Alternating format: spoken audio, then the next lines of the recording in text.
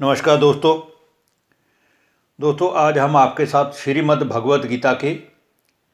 दूसरे अध्याय के श्लोक नंबर 54 श्लोक नंबर 55 पर ज्ञान की वार्तालाप करते हुए ये बात स्पष्ट करने की पूरी कोशिश करेंगे कि आज तक जो भी पहले अध्याय और दूसरे अध्याय के इतने श्लोकों के ज्ञान का रहस्य भगवान से अर्जुन ने सुना, उन सब का प्रैक्टिकल अर्जुन के जीवन में कितना बदलाव हुआ, कितना लाभ हुआ, या अभी भी अर्जुन के मन में संशय के बादल बरकरार हैं कि मुझे युद्ध किस किस से करना है। क्योंकि एक तरफ तो गीता में भगवान स्पष्ट कहते हैं कि अर्जुन, ये काम, क्रोध, लोभ, ये तीन ऐसे नरक के द्वार हैं जो मनुष्य को चरित्रहीन बनाकर नरक की ओर धकेलते हैं। इसलिए इन पर ही तू जीत प्राप्त कर, तब तू जगत जीत बनेगा, माया जीत बनेगा और मन जीत बनेगा। दूसरी तरफ दोस्तों, उसी गीता में ये भी वर्णन है कि अर्जुन को अपने ही कुल के कुरुवंशियों अर्थात अपने ही चाचा, मामा, पुत्र, पौत्र और सभी रिश्तेदार, संबंधियों और गुरुजनों के खिलाफ युद्ध करना जरूरी है। तो दोस्तों, आप स्वयं ही अपनी बुद्धि की कसौटी पर जरा इस बात को परख कर देखिए कि क्या ये दोनों बातें एक समान हैं। नहीं दोस्तों,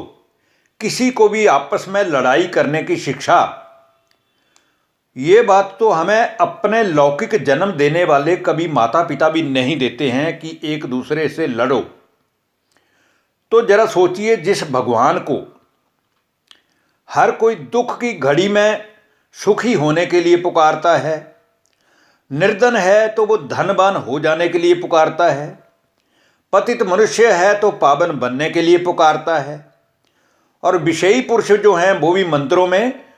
उसकी आरती करते हुए सुबह शाम ये कहते हैं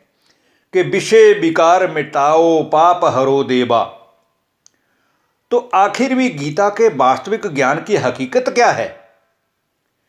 क्या आपको नहीं लगता है कि जो ज्ञान अर्जुन के माध्यम से भगवान ने हम सब मनुष्यों को मोहजीत बनने के लिए, मायाजीत बनने के लिए दिया था, उसमें बाद में मनुष्य ने कुछ छेड़छाड़ करते हुए अपनी मत को बीच में मिक्स कर दिया, जिससे अब उसी गीता में ये बात ही स्पष्ट नहीं हो पाती है कि इसमें भगवान के कहे हुए ज्ञान के महावाक्य अर्थात श्लोक कौन कौन से हैं, और बाद में मनुष्यों द्वारा उस ज्ञान को रोचक कहानी के रूप में प्रस्तुत करने वाले मिक्स किए गए श्लोक कौन कौन से हैं। इसलिए दोस्तों, ये बहुत ही जरूरी है कि हम सत्यता को जानें, क्योंकि उसी गीता के ऊपर आज भी कोर्ट में जज के सामने मुजरिम को जब पेश करते हैं तो गीता के ऊपर हाथ रख कर के वो कहता है कि मैं गीता पे हाथ रख कर कहता हूं कि मैं जो कहूंगा मैं सच कहूंगा, मैं सच के सिवा कुछ नहीं कहूंगा। तो दोस्तों, आज समय आ गया है कि आखिर हम उस सत्य को पहचानें कि आखिर सच क्या है। सच मानिए, जिस दिन हमारे मन ने ईश्वर की निरंतर स्मृति में रहकर दिव्य नेत्र द्वारा ये महसूस कर लिया कि सच में ही भगवान गीता में विरोधाभास, भगवत गीता में विरोधाभास वाले बहुत सारे श्लोक हैं जो भगवान के वास्तविक ज्ञान की गहराई को समझने में बाधा डालते हैं, उसी दिन से दोस्तों गीता का वास्तविक ज्ञान और गीता का आध्यात्मिक रहस्य आपको स्वयं ही स्पष्ट हो जाएगा। तो आइए दोस्तों, आज हम आपके साथ बात करते हैं श्रीमद् भगवत गीता के दूसरे अध्याय के श्लोक नंबर 54 और श्लोक नंबर 55 पर, जिसमें भगवान ने बड़े ही स्पष्ट तरीके से अर्जुन की जिज्ञासा का उत्तर देते हुए ये बात स्पष्ट की है कि अर्जुन उनको पूछते हैं कि जो भगवान की याद में बैठा हुआ मनुष्य है, जिसका मन भगवान से जुड़ गया हुआ है, उसकी स्थिति क्या है, वो कैसे समाधि में बैठता है। तो इस श्लोक के ऊपर हम अभी चर्चा करते हैं। इसमें अर्जुन पूछता है भगवान से, अर्जुनोवाच स्थित प्रज्ञस्य का भाषा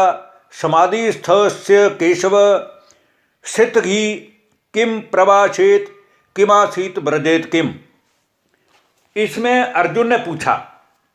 कि हे प्रभु, जो पुरुष समाधि में स्थित है अर्थात आपकी निरंतर याद में मगन है, जिसके मन में आपकी ही याद के अलावा दूसरी कोई भी बात नहीं है और कोई भी संकल्प नहीं है, जिसकी बुद्धि स्थिर रूप से आपकी शक्तियों का अनुभव कर रही है, ऐसा जो आपको याद करने वाला साधक है या मुनि है,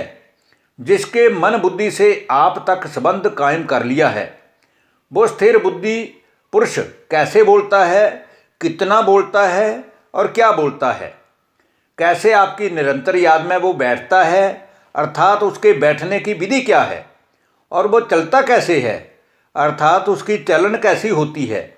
ये सब बातें अगर आप मुझे ज्ञान युक्त रीति से समझा दें तो हो सकता है कि मैं भी स्थिर प्रज्ञ हो सकूं, अर्थात मेरी बुद्धि का भी निरंतर आपसे संबंध जुड़ सके, ताकि मैं जो बार बार हतोत्साहित हो रहा हूँ, संशय में आ रहा हूँ, मोह माया के कारण अपनों की आसक्ति नहीं छोड़ पा रहा हूँ और इन्हीं सब बातों के कारण मैं युद्ध नहीं कर पा रहा हूँ, तो मैं इन सब बातों से मुक्त हो जाऊँगा अगर आप मेरी इस बात का निवारण कर दें तो। अब इसके बाद भगवान अर्जुन को उत्तर देते हुए कहते हैं, दूसरा अध्याय के श्लोक नंबर 55 में, इसमें भगवान उसको कहते हैं, प्रजहाति यदा कामान सर्वान पार्थ